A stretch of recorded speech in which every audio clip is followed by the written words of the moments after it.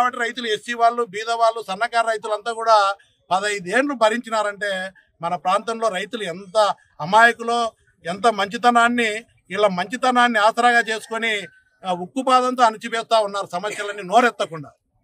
కాబట్టి ప్రధానంగా మేము డిమాండ్ ఏంటంటే, నేను ఇప్పుడే చెప్తున్నా జిల్లా కలెక్టర్కు, పొల్యూషన్ కంట్రోల్ బాడీ వాళ్లకు, నేను ఖచ్చితంగా ఈరోజు మీరు లోకాయుక్తలో మే వరకు టైం కావాలని అడిగారు కలెక్టర్ గారు. ఇక్కడేమో ఈ లోపలనే పరిష్కారం చేస్తామంటున్నారు.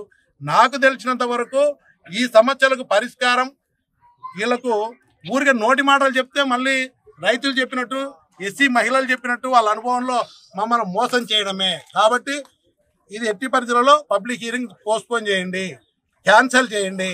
మా సమస్యల పరిష్కారం చూసి అప్పుడు పెట్టండి. ఎవరొద్దనట్లే ప్లాంట్ ఏదో పెట్టుబడులు వెనక్కిపోతాయి. వెనక్కి పోవాలని ఎవరు అనుకుంటున్నారు?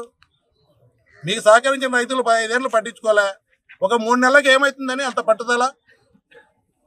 నేను ఛాలెంజ్ చేసి చెప్తున్నా, మీరు 27వ తేదీ లోపల ఎట్టి పరిస్థితులలో పరిష్కారం చూపించి, ఇటు దాల్మియా నుంచి కానీ ప్రభుత్వం నుంచి కానీ అధికారిక ఆదేశాలు రావాలంటే ఈ టైం సరిపోదు, 100కి 100 రూపాయలు.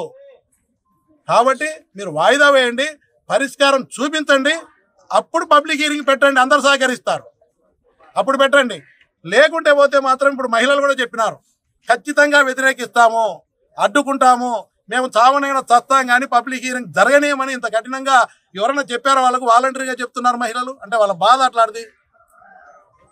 కాబట్టి నేను కలెక్టర్ గారికి, జిల్లా యంత్రాంగానికి మనవి చేస్తున్నా, మీరు పరిష్కారం చేయండి.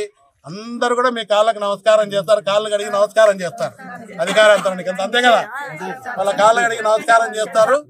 కాబట్టి దీన్ని ఏదో దాల్మియా ఒత్తిడికో రైతుల సమస్యలు పట్టించుకోకుండా చేస్తే చాలా తీవ్రమైన పరిస్థితులు ఉంటాయి. దానికి బాధ్యత జిల్లా యంత్రాంగాన్ని అని మనవి చేస్తున్నాం. మరిన్ని వీడియోస్ కోసం ఛానల్ ని సబ్స్క్రైబ్ చేయండి. లేటెస్ట్ అప్డేట్స్ కోసం వాట్సాప్ ఛానల్ ని ఫాలో అవ్వండి. ఆ లింక్ డిస్క్రిప్షన్ లో ఉంది.